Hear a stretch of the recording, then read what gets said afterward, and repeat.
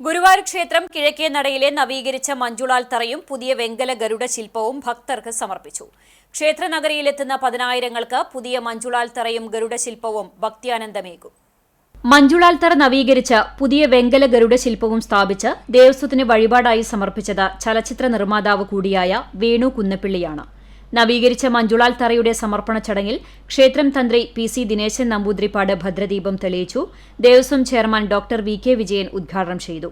നഗരസഭാ chairman M. Krishnadas മുഖ്യാതിഥിയായി.